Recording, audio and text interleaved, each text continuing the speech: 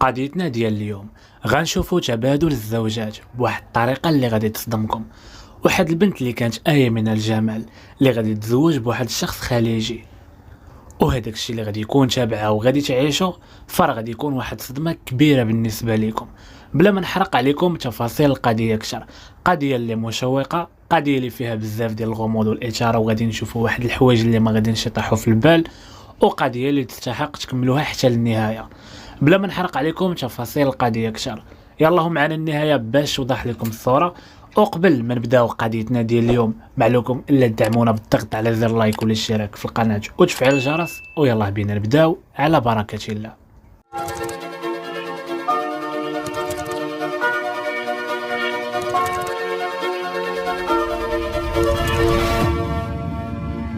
قضيتنا ديال اليوم غتسافر بنا لمدينه تطوان.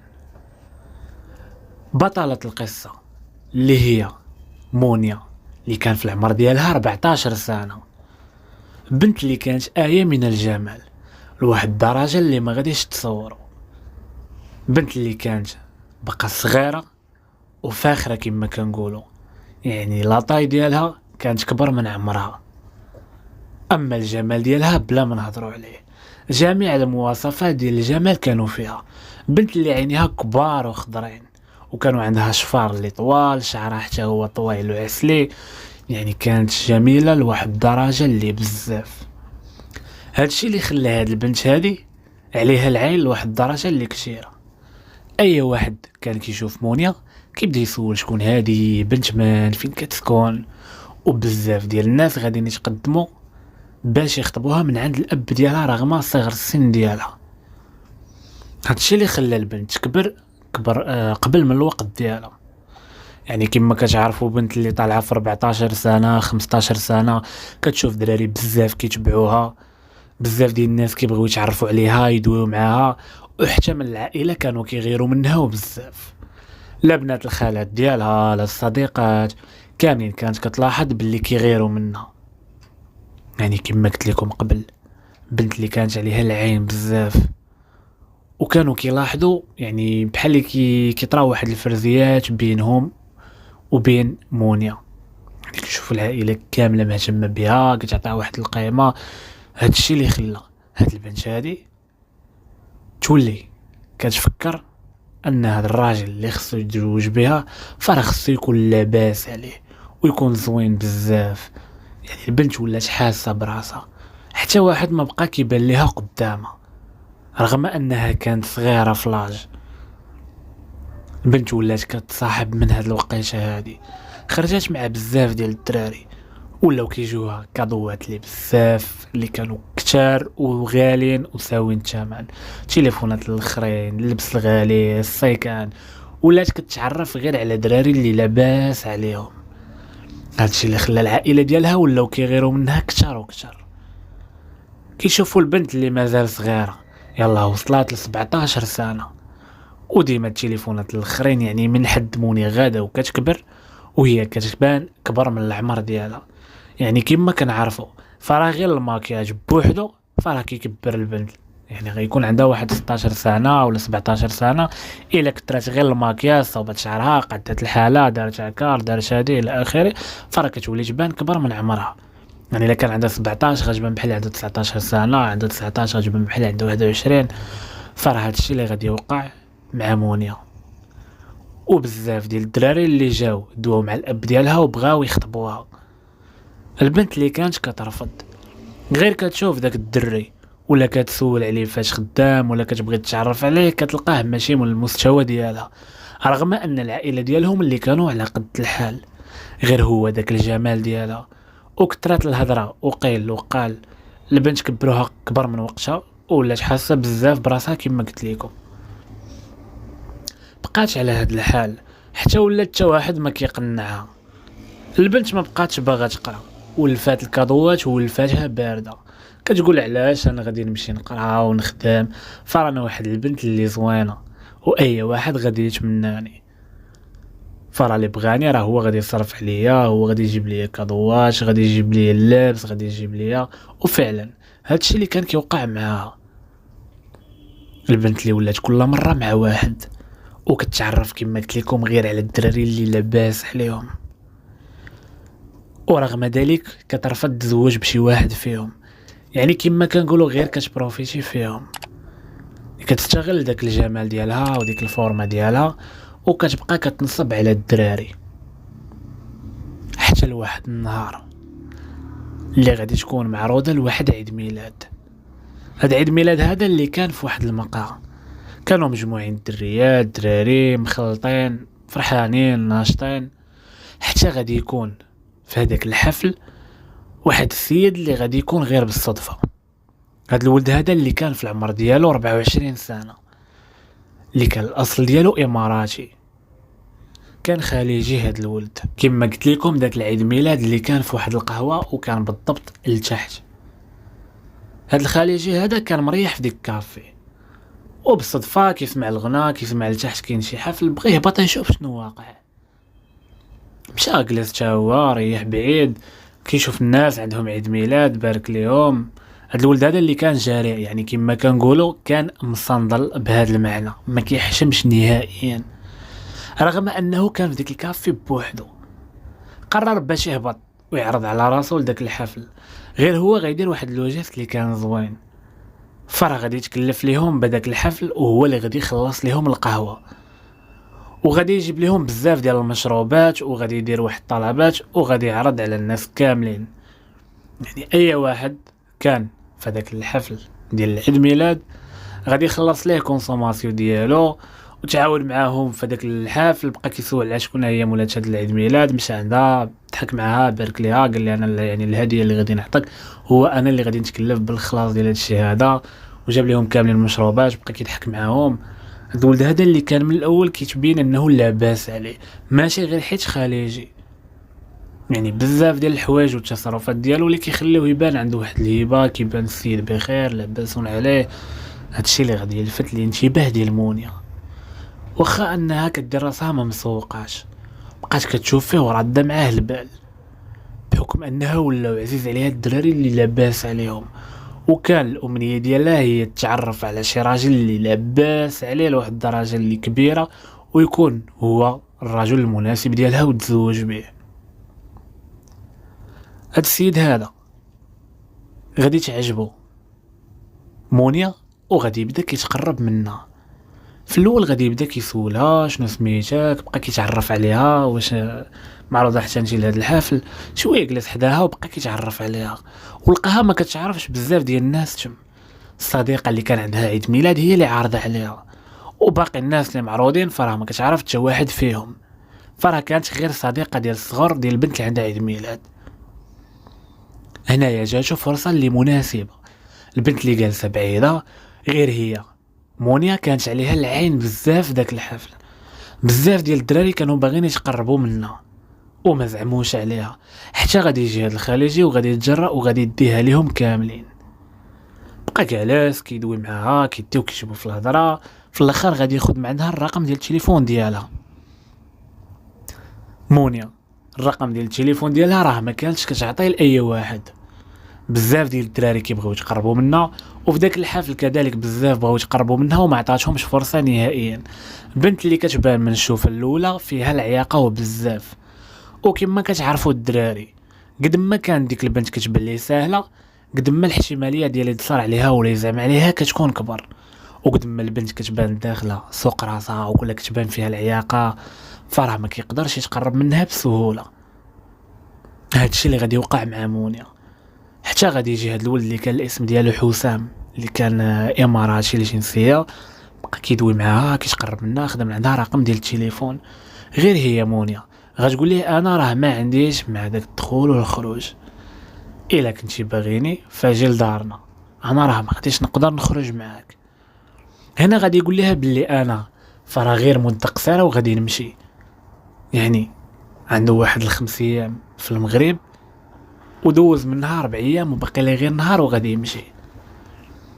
طلب منها باش خرج معاه الغد ليه، في الاول غادي ترفض، من بعد ما سمعات وشافت باللي راه بصح غادي يمشي في حاله، قالت له ربما يضيع من يدي، نستغل هذه الفرصه هذه ونخرج معاه ونعرفوا كي داير، نعرف شنو تحت راسو. وهذا الشيء اللي غادي يوقع. غدير معاه الوقيته بالضبط اللي غادي يجي عندها، وغادي يهزها في السياره وغادي تمشي معاه لواحد لوطيل، غادي يجلسوا في واحد الكافي، بقاو كيهضروا كيتعرفوا على بعضياتهم. دوزات هي وياه واحد النهار كامل. هاد النهار اللي غادي تدوزو معاه مونيا غادي يعجبها داك السيد، وعرفات باللي لاباس عليه، وولد شخص يعني ولد شي شخصيه اللي معروفه في الامارات ولاباس عليهم. فراه قالت هذا هو الهدف ديالي اللي كنقلب عليه، رجل لاباس عليه ومن واحد العائله اللي معروفه ولاباس عليهم، وفوق هادشي كامل فراه خليجي. كما كتعرفوا الخليجيين فراه كيكونوا لاباس عليهم. اي واحد كتسمعوا خليجي كتقول راه عنده الفلوس. اما هذا راه ماشي غير عنده الفلوس، يعني ولد واحد الشخصيه اللي كبيره وعندهم فلوس اللي كثيره. ما خاصهاش تضيع هاد الفرصه نهائيا من يديها. غير هي مونيا غادي تكون ذكيه وغتقول لي انا راه ماشي من داك النوع ديال البنات اللي كتعرف، فراه ما غادي ندير معاك حتى شي حاجه. الا كنتي باغيني غير على قبل حاجتك ولا باغي غير الدور دوز بيا الفاكونس ديالك راه ما غاديش نصلح لك. كنتي باغي المعقول وباغي الزواج ماشي مشكل، انا نعطيك العلومه ديال دارنا ولا الرقم الهاتف ديال الاب ديالي وتكلم معاه وما يكون غير الخير، وهكذا غادي نولي مراتك وحلالك. وما غاديش يرفض نهائيا هذه الفكره. غادي يقول لها باللي غادي نرجع للامارات وغادي ندوي مع الاهل ديالي وغنفكر مزيان في هذا الموضوع. غادي يبقى التواصل بيناتنا، ولا كان شي حاجه فراه غادي نعلمك وغادي نجي لداركم. مونيا غادي يعجبها الحال وحسات باللي فعلا الولد معقول وكيدوي من نيته، وباللي تغرم بها من الشوفه الاولى، والتصرفات ديالو كانوا كيبينوا كل شيء. وفي ذاك النهار بالضبط اللي خرجت معاه فرا غادي يخسر عليها شي 5 المليون غير ديال الحوايج، خدا ليها تليفون مخلى ما دار على قبلها. السيده رجعت لدارهم وفرحانه، راجعه بالذهب بالفلوس، وما غير شافت داكشي كامل اللي جايباه معاها حدها بدات كتعاود ليها عليه. قالت لها هذا هو الراجل المناسب لك. حتى من الام ديالها كانت طماعه كما كنقولوا، دغيا باعت بنتها بالرخيص. ما كيهمهاش نهائيا هاد السيد كي داير، واش غادي يعاملها معامله اللي زوينه، مسؤولاتها واش باقي صغير واش زوين، واش كيبان لك حدها عرفات باللي عنده الفلوس ومن واحد العائله اللي لاباس عليهم.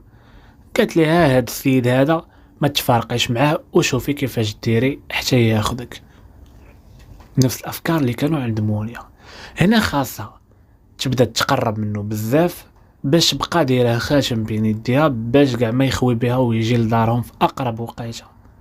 داكشي اللي كانت كتقلب عليه فراه كامل كاين في هذا الراجل هذا اللي هو حسام. حسام غادي يرجع وغيبقى غير واحد المده ديال شهر، وفي هذه الوقيته هذه كانوا كيتواصلوا مع بعضياتهم ولا كيبغيها وما قدرش نهائيا يفرط فيها، وغادي يرجع مره اخرى على قبلها للمغرب. غير هو ما غاديش يجيب والديه هذه المره، غادي يجيب بوحدو. وجا جلس مع الاب ديالها دوا معاه، جلس مع الام ديالها، ما خلى ما دار على قبلها عاوتاني ديك السيمانه اللي جلس ديما مخرجها ديما كاسيها. وحتى من العائله ديالها فراه كان كيجيب ليهم حتى هما كاع ما كينساهم، ديما الكادوات مهلي فيهم، ولا خطيبته هو والاب ديالها ديما مخرجوا معاه ديما، يعني ولاو كيقولوا هذا هو الراجل اللي يصلح لمونيا. وفعلا اتفقوا على كل كبيره وصغيره، وحسام كان علم الاب ديالو والام ديالو بهذا الموضوع، وحتى هما وافقوا وغادي يجيو معاه للمغرب باش ياخذوا منى. اتفقوا على كل كبيره وصغيره، داروا واحد النهار اللي غادي يجمعوا العائله الكبيره والصغيره بيناتهم. حكم ان حسام ماشي مغربي خدا ليه بعض الوقت هاد الشيء هذا باش يجمع وراقي اللي غادي يخصوه الى اخره باش هكذا يقدر يتزوج بها.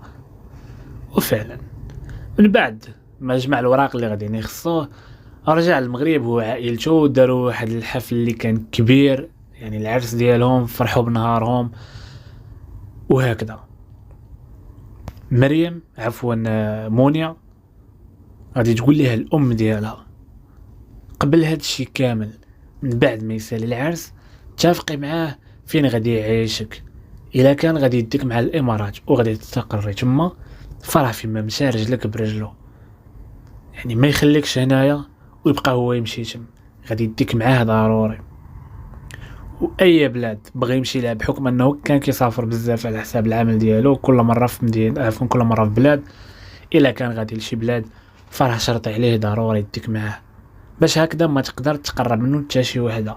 وراك عارف الرجال حتى هما كيدايرين، فراه تقدر تعجبو شي بنت اخرى وهكذا ديلك بلاصتك، بقات كتعمر فيها وكتقرص فيها كما كنقولوا، باش دير ليها عقله وما يضيعش منها الراجل اللي كان لاباس عليه وغادي يحقق لهم بزاف ديال الحوايج اللي كانوا كيتمناوهم، بحكم انهم كبروا في الفقر ولاو كيشوفوا بنتهم هي المصدر ديال الرزق ديالهم. من بعد ما تعرفت لهم على هاد الاماراتي اللي لاباس عليه ودار لهم بزاف ديال الحوايج، فرا الامل الوحيد اللي ولا عندهم هو ديك البنت اللي غادي تقدر تاخذ لهم الدار وتبعدهم من ديك الحي اللي كانوا ساكنين فيه، تصرف عليهم، تقاد لهم بزاف ديال الامور ديالهم الى اخره. وهكذا مونيا غادي يدوي معاه على فين غادي يسكنوا، غادي يقول لها بلي غادي نديك معايا الامارات، والا بغيتي فراه ما عنديش مشكل يعني نسكنوا في شي دوله اخرى. هي غادي تطلب منه بلي من الاحسن نبقاو ساكنين في المغرب الا ما كان عندك حتى مشكل، وفين ما كنتي غادي لشي بلاصه فراه انا غادي نمشي معاك، يعني نديرو الدار ديالنا هنا في المغرب، واي بلاد كنتي غادي ليها سوا غادي للامارات بغيت تجلس واحد المده نمشي معاك نبقى معاك تما، بغيتي تمشي لشي بلاد اخرى عندك خدمه غتجلس فيها واحد المده غادي يمشي معاك، حتى هو ما غاديش يرفض وما عندوش مشكل نهائيا في هذا الشيء هذا. قال لها واخا مرحبا، فيما كنت غادي فراه غادي نديك معايا، حتى راه مراتي وحلالي دابا، وتا انا ما غاديش نقدر نبعد عليك ولو ثانيه وحده. هادشي اللي خلاها تطمئن من الهضره اللي قالت لها الام ديالها، وبدات كتبعد عليها بعض الشكوك اللي ولاو كيدوروا في بالها، يعني فعلا يقدر يخونها مع شي وحده اخرى ولا. قالت لها يعني كما كتعرف الخليجيين فراه عندهم عادي يتزوجوا بثلاثه اربعه عندهم الفلوس. صافي ملي شاف الطريقه اللي كيهضر بها قالت ما غاديش نخاف عليه، حتى هو راه كيفكر بنفس الطريقه وباغيني نبقى ديما حداه. من بعد ما غادي يكمل داك العرس وسالاو اجراءات ديالهم، غادي يمشي معها الامارات، عفوا غادي تمشي مع الامارات. جلسوا واحد شهر تمايا، دوزوا بزاف ديال الوقت، تعرفت على الامارات كي دايره البلاد اللي غادي تعيش فيها، وهنا غادي يرجعوا للمغرب وغادي يشريو واحد البتيت فيلا وغادي يسكنوا فيها، فرشوها قادوها الى اخره، ولات كتجي كتجلس فيها ملي كتكون في المغرب. كل مره في بلاد ما خلاو حتى بلاصه ما مشاوش ليها. غادي يدوزوا تقريبا واحد العام على قدو وهما مزوجين. من بعد ما يعني كما كتعرفوا مونيا واحد البنت اللي كانت جريئه، يعني كتخرج مع الدراري، عرفت الدراري بزاف، كتنصب على الدراري، رغم هذا الشيء كامل فراه اللباس ديالها كان محترم، كتلبس واحد اللباس اللي عادي ومحتشم. غير هي كانت كطير بفعلها، ولكن عمرها جربت شي حاجه اللي خايبه بحال الفساد او دارت شي حاجه مع شي ولد ولو غير واحد الحاجه اللي صغيره. كانت حاضيه راسها وحاضيه جنابها، وكاع هادوك كاملين اللي كانت كتخرج معاهم فراه كانت كتشوفهم غير واحد المصدر كيصرفوا عليها، كياخذوا لها داكشي اللي بغات وكتستغل داك الجمال ديالها حتى تلقى الراجل المناسب اللي غادي تتزوج به وغادي يكون لاباس عليه، وهنا عاد دير مع اي حاجه بغات في الحلال. ولات كتلاحظ بلي حسام عنده عادي تلبس اي حاجه، بقات بشويه بشويه حتى ولات كتبدل اللبس ديالها، مره شويه قصير مره مزيار. من بعد ولا كيجيها بحال تأنيب الضمير، كتقول له حشومه واخا ما كيقول لي والو ما خاصنيش نلبس هذا اللبس هذا، ورجعات ثاني كتلبس داك اللبس ديالها ديال قبل. ولكن المفاجأة الكبيرة هنا اللي غادي توقع هي حسام هو اللي غادي يدور فيها وغادي يقول لها علاش وليتي كتلبسي هذا اللبس اللي قبل فراه كان حسن، كيبينك زوينه، انا نبغي نشوفك معايا زوينه لابسه واحد اللباس اللي موضه، اللبس اللي ديال هذا الوقت، لبس قصير لبس هادي. بدات كتعرف باللي راجل واحد الانسان اللي متفتح، يعني ما عندوش مشكل مراته تلبس مزير تلبس معري يشوفوها الناس، تعوم بياس في البحر، هادشي كامل ما عندوش غرام ديال المشكل. عيات ما كتصبر وكتبين ليه غير بلاتي هي احسن باش يولي هو يفهم يدور فيها، ولكن والو. ومن حد المده كدوز بشويه بشويه ولات كتاخد راحتها اكثر، وكتشوفه هو كيساعدها على داك اللبس، وبعض المرات هو اللي كيختار ليها شي لباس اللي كيكونوا معرينهم بزاف. حتى البنت ولا عندها كل شيء عادي، يعني البنات كيتزوجوا عاد ما كيستروا راسهم، كيبعدوا على الاخطاء اللي كانوا كيديروا قبل ما يتزوجوا. هذا الراجل لا، هو اللي زيد مراته اللباس اللي ما خاصهاش تلبسهم نهائيا وهي مزوجه.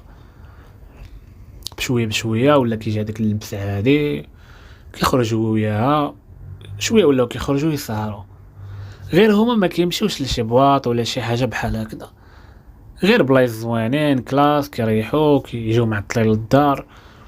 بقاو على هذا الحال حتى لواحد النهار اللي غادي يديها معاه لواحد البواط، وغادي تكون اول مره غادي يخرجوا وغادي يسهروا. وكانت لابسه واحد الكسوه اللي قصيره بزاف، وهو اللي اختارها ليها تلبسها وتخرج بها. ودها مع واحد الصواغي جالسين كدوز واحد الوقيته شطحوا ما خلاو ما داروا داك النهار. وهنايا حسام غادي يشرب، وبدات كتلاحظ عليه شي امور اللي غريبه، ولا كينوض كيبعد عليها كيجيو دراري كيدويو معاها هو ما مسواقش يعني، ولا عنده بزاف ديال الامور عادي. لكن ما كتعرفوا بزاف منين كيسكروا عاد كتبدا تبان ديك الشخصيه الحقيقيه ديالهم كيديرها. هادشي اللي غادي يبدا يبان على حسام.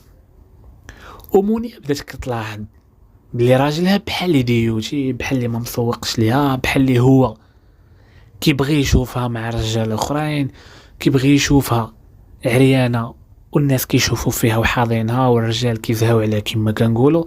هادشي بقات كتلاحظوا بشويه بشويه حتى لهاد النهار فهاد السواغي اللي اتاكد منه بصح. السيد ناض وخلاها هو اللي مخلطه بنادم سكران كيجيو عندها كيبغيو يشطحوا معاها، هو ما كاينش في هذا العالم. حتى غادي يتعرف على واحد الكوبل، يعني حسام غادي يتعرف على واحد الكوبل اللي كانوا في ذاك البواط. جلسوا كيهضروا، غير لقى بلي داك الولد حتى هو اماراتي، والبنت اللي مزوج بها عراقيه. حتى هي لابسه واحد اللباس اللي قصير، راجلها عنده تا هو عادي. جلسوا كيهضروا تعرفوا على بعضياتهم، فين كتسكن؟ هنا انا كنسكن هنايا، العمل ديالك فاش شغال؟ بقاو هضره كتجيب هضره، وعرض عليه باش يجيو يجلسوا معاهم اطابل، يعني في نفس الطبله اللي جالسين فيها. جلسوا كيتعرفوا على بعضياتهم، كيعرفوا على مراته، الاخر تا هو كذلك. ولا داك الولد اللي كان الاسم ديالو مروان كيهضر مع مونيا يعني بشكل عادي. حسام ما مسواقش. هاد مروان والزوجه ديالو غادي يكونوا حتى هما كارين قراب ليهم، بحكم انهم كانوا في كندا، والبلاصه اللي كانوا بها فيها بالضبط اغلبيه ديال الناس اللي جايين تما السياحه وكيدوزوا فاكونس ديالهم واحد البلاصه اللي زوينه تما. منين غادي يعرف بلي ساكن قريب ليهم غادي يقرب باش يمشيو بجوج بهم في الطريق منين يكونوا راجعين. ودوزوا ديك الصواغيه كاملين مجموعين ناشطين، مشاو مع بعضياتهم تبادلوا النوامر. وحسام غادي يعرض على داك الكوبل باش يجي واحد النهار يتعشاو معاهم. مروان غادي يقبل هو ومراته، بحكم انه ولد بلادو ساكن قريب ليه حتى في المدينه فين كيسكن في الامارات. لقاتهم صدفه ولا عزاز على بعضياتهم، لقاته هو متفتح بحاله. جلسوا كيهضروا. حسام ومروان كان عندهم نفس الافكار الشيطانيه اللي كتدور في بالهم. مروان كان طامع في مرات حسام، وحسام كذلك، بحكم ان الزوجه ديال مروان حتى هي كانت آية من الجمال، بنت هي اللي زوينه. مونيا هي كانت بنت زوينه، يعني عاطي العين بجوج بهم.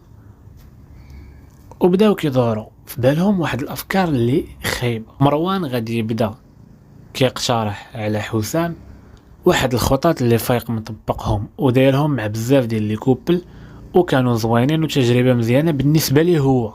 بطبيعه الحال غادي يقترح عليه.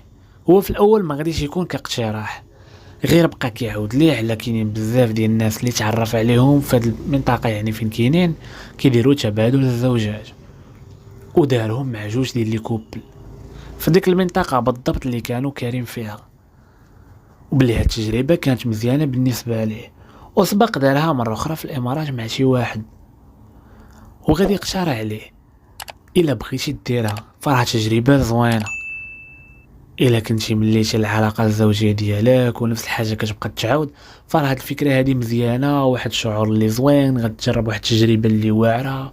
بقى كياكل ليه في عقله، وبحكم انهم ولاو كيخرجوا مع بعضياتهم وكانوا كيشربوا، حسام هاد الافكار الشيطانيه غادي يبداو كيدوروا ليه في بالو، وما غاديش يكره يجربهم.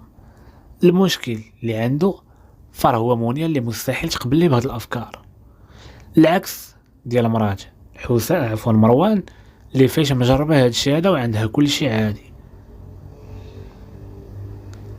حسام وهو كيعاود ليه ما كرهش يجرب هاد الشيء، ولكن مع مرات مروان انها عجباته، ومن الاول هو كيشوف فيها واحد الشوفات ديال الخضر، وما كرهش يجرب معاه هاد الشيء اللي يعاود ليه مروان. هنايا حسام غادي يقول لمروان الا بغينا حتى حنا نجربوا هاد الشيء هذا، واش كتعرف شي ناس نقدروا نديروها معاهم؟ حسام غادي عفوا مروان غادي يقول لي الا بغيتي راه كاينين الناس كنعرفهم، يعني اللي سبقوا جربنا معاهم راه ما عندهمش مشكل، يعني تكونوا غير فعلا مزوجين عندكم عقد الزواج ديالكم تكونوا كونفيونس، فراه تقدروا تبداو معاهم التجربه. والا بغيتي يعني ناس اللي ثقه فراه انا نقدر ندير معاك هذا الشيء، يعني راه حتى انا ما عنديش مشكل، حنا راه تعارفنا دابا نقدروا يعني نديروا هذه التجربه. هنا غادي نبداو كيطيحوا في بالهم واحد الافكار اللي شيطانيه. حسام غادي يطلب من مروان غادي نجيو يعني تجيو عندنا مره اخرى للدار، ويحاول بدا تقرب من مراتي بشي طريقه، لان مراتي راه ما غاديش تقبل لي بهذا الموضوع. الا خليتيها تشقفك وتولفك فراه تقدر تقبل بهذا الموضوع، يعني بمعنى اخر خص يخليه مراتو تزعط فيه. شو على افكار بداو كيطيحوا في بالهم. مروان بغى ينعس مع مرات حسام، وحسام ينعس مع مرات مروان، يعني تبادلوا بالزوجات ديالهم. مروان مراتو عندها عادي هاد الشيء، عكس حسام مراتو اللي عمرها جربات وما غاديش تقبل لي هذا الموضوع. شنو غادي يدير؟ غادي يعرض عليهم ويخليه جالس لي مع مراتو ويبقى كيتقرب منها باش هكذا تجيهم الامور سهله. وفعلا هادشي اللي غادي يوقع. حسام كيدير راسو بحال كينوض كيهضر في التليفون، بحكم ان مرات مروان عندها هذا الموضوع عادي فراه هي كانت معاونه معاه، يعني كتخلي راجلها كيبقى يتقرب من الاخرى، كيبقى يقيسها في يديها، كيدوي معاها وفي نفس الوقت كيلوح يدو كيتغزل بها، ومراتو عندها هذا الشيء عادي، يعني هي كتعاونو في هذا الشيء. حسام دار راسو بحال غادي يخرج يتقدى شي حاجه غادي يجيبها، وخلاهم غير بثلاثه بهم في الدار. البنت اللي غادي تكون شاده التليفون ما مسوقاش، يعني اللي مرات مروان، الاخر بقى واخد راحته معها كيهضروا كيديو كيجيبوا في الهضره كيتغسل بها.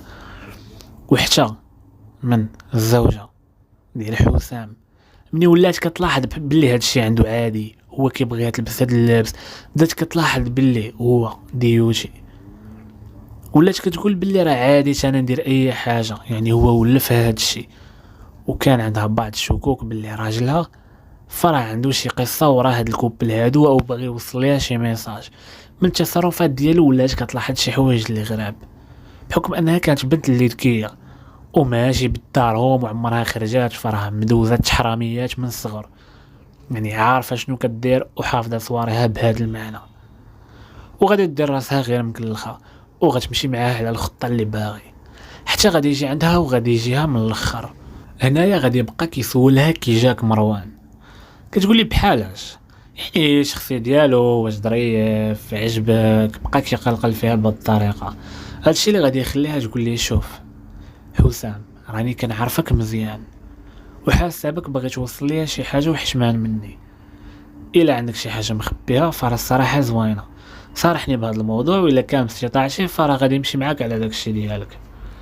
هنا غادي يتجرأ وغادي يقول لها باللي بصراحه عاود ليا مروان على واحد الحاجه كيديروها، وعرف شي ناس كيديروها، باللي كيديروا تبادل الزوجات، وباللي هذا الموضوع هذا فيه واحد الحماس، فيه واحد المتعه، وما كرهتش انا نجربه، وحشمت نقولها لك. في الاول غادي تصدم، ما كانتش كتوقع هذا الشيء نهائيا، كانت حاسه بشي حاجه ماشي هي هذيك. ولكن من بعد ما سمعت تبادل الزوجات غيجي هذا الموضوع غريب في الاول. من بعد ما بقى كيهضر معها وقنعها، فرح حتى هي غادي تقرر باش تجرب تجرب هاد الفكره هذه. في الاول دارت راسها ما باغاش، بقات كتغوات، ولكن الداخل ديالها كان واحد كما كنقولوا باغا تجرب وما باغاش. من بعد ما قنعها غادي نديروا واحد النهار وغادي نديروا تبادل الزوجات، كل واحد غادي يجر مرات الاخر، وغادي ندخلها معاه، وغادي نبقاو كيستمتعوا ببعضياتهم. غادي ندوزو ديك الليله في واحد العلاقه اللي محرمه، والغد اللي غادي نخرجوا وجلسوا مع بعضياتهم. البنت اللي ما كانتش باغا اللي هي مونيا خارجه فرحانه وعجباتها الفكره، يعني دوزات ديك الليله زوينه مع مروان وعجبها الحال. وكذلك الاخر يعني فايت كيجرب داك الشيء وعجباتو مونيا، ولا كيبغيها لواحد الدرجه اللي ما طيحش في بالكم. سيد ولا كل مره باغي يعاود معاها، كل مره كيدوي مع حسام نجيو عندكم هذه ولا نبرزطو. وفعلا غادي نبقاو على هذا الحال واحد المده، مره كيجيو عندهم، الاخرين تا هما كيمشيو عندهم، حتى غادي يجي النهار اللي غادي يسالي داك الوقيته اللي كانوا فيها هشم. غادي نجيو للمغرب، رجعوا للمغرب، شافوا العائله ديال مونيا، ريحوا معاهم شويه، دوزوا واحد الوقيته ثاني، جاتو عاوتاني خدمه في الامارات، غادي نرجعوا للامارات.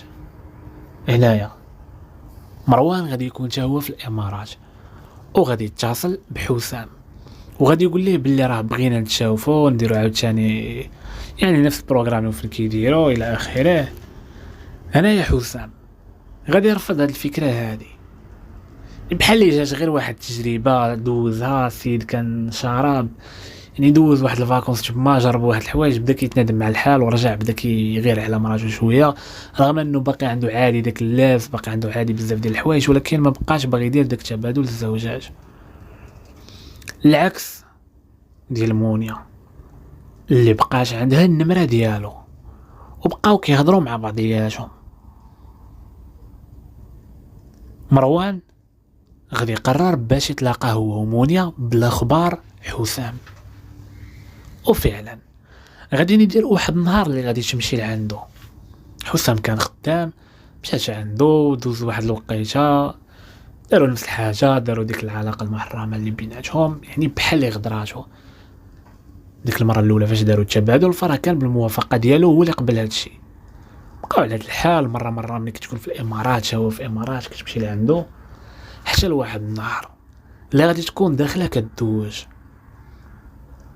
او غادي يصوني التليفون ديالها. مني غادي يهزو وغادي يجاوب، فراه كيلقى مروان اللي متصل بها. هنا غادي تصدم، قال لي مالك يعني شنو كاين، واش كدوي مع مراتي، واش عندك النمره ديالها؟ هو ما على بالوش راه بقاو كيهضروا واخد النمره. غتكون واحد الصدمه كبيره بالنسبه ليه. هادشي اللي غادي يخليه يبقى كيقلب لها في التليفون ديالها، وغادي يفليه مزيان حتى غادي تكون المفاجاه الكبرى. غادي يلقى واحد التصاور اللي مخله بالحياه، هي ومروه، عفوا هي وحسام، كيف ما ولداتها ما سيده لحمه مصوره معاه شي تصاور ما نعاودش لكم. حسام غادي يتصدم، بقى كيشوف دوك التصاور ما عرف راسو بهالشبله. من بعد ما شاف داكشي ما غاديش يدير واحد ردة الفعل، فعلا هو تعصب وبزاف، وقرر انه غادي ينتقم وما غاديش يدوز ليه هادشي نهائيا لانها غدراجو. غادي يحط التليفون بحال اللي موقع والو، رغم ان حسام غادي يقول لها راه اتصل بك فلان، ولكن ما غاديش يقول لها قلب التليفون وشوف داكشي. غادا تكذب عليه، راه هكا راه بقات نمره، راه مره كيعيط كيسول، ولكن راه كندوي عادي الى اخره. ما غاديش تجبد ليه داك الموضوع ديال انهم راه تلاقاو ونعسات معاه وراه ظهروا وغدراجو معاه، رغم انها كانت كتنعس معاه وبخبار راجلها، ولكن هاد المره فراه كتسمى غدراجو. هادشي اللي كان كيشوف حسام غينسى هاد الموضوع، وبقى ديما كيتسنى غير في الفرصة المناسبة اللي ينتقم منها بشي طريقة. حتى لواحد النهار اللي غادي يكونوا في المغرب، وحسام غادي يكون خارج وغادي يجي سكران ديك الليلة للدار. جات عنده مراتو، بقاو كيهضروا. من بعد ما غادي يدخلوا لبيت النعاس لغرفة النوم ديالهم، حسام غادي يبدا كيجبد ليها هذا الموضوع وكيقول لها بلي انت ما مزياناش وانت كتنعسي مع فلان ودرتي بقى كيغوت عليها وبدا كيضرب فيها.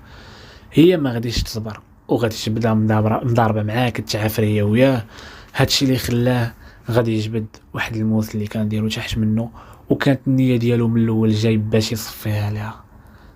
من بعد ما شرب مزيان السيد ولا كيبان ليه غير الانتقام، وغادي يبقى كيسدد ليها واحد الطعنات اللي قاتله. هادشي اللي غادي يخلي الناس اللي كانوا ساكنين قراب ليهم غادي يسمعوا الغوات ديالها، ومن بعد ما غادي يخرجوا وغادي نبقاو كيتسناو كيبان لهم السيد اللي خارج هربان وكله دم. هادشي اللي خلاهم يتصلوا بالشرطه اللي غادي يجيو في البلاصه لعين المكان، وما غاديش تدوز واحد المده اللي كبيره، تقريبا واحد 6 سوايع، وغادي يلقاو عليه القبض. السيد اللي بحال اللي تسطى ولا غادي وكيغوت وكيعاير وكيهرس الطوموبيلات، دار واحد الروين هذاك النهار في الليل ولقاو عليه القبض، وغادي يديو لمقر الشرطه وغادي يعترف لهم بالجريمه من الاول حتى الاخير، وغادي يقول لهم باللي راه غير دارت ليا. غادي يعاود لهم كل شيء اللي كانوا كيديروا تبادل الزوجات، وباللي شنو وقع، وباللي في كل دوله كنا فيها شنو طرا. يعني الغلط اللي دارو حسام هو كان ديوتي، هذا هو الغلط اللي دار. كانت عنده واحد الفكره ديال كل ما شاف مراتو لابسه مزيان، لبس معري، رجاله كيشوفوا فيهم، فراه كان كيحس بواحد الفخر يعني راه عنده واحد المراه اللي زوينه وكيبغي الرجال يبقاو يشوفوا فيها. هادشي اللي خلاه يتحول ويوليو عنده هاد الميول يعني ديال الديوتيين، ولا كيشوف مراتو عادي تكون ناعسه مع رجال اخرين، وزيدها للطريق اللي خايبه، ولكن فاق معطل. حتى من بعد ولا كيغير عليها وندم على هادشي هذا، ولكن راه زيدها لديك الطريق، ولات هي باغا تفسد، ولات هي كتبغي داك الولد اللي هو حسام وتا هو كيبغيها، ولاو كيخونوا بعضياتهم بهاد الطريقه، حتى جات النهايه الصادمه اللي غادي يصفيها عليها. كانت قضيه اللي غريبه وما غادي تبغيها حتى شي واحد.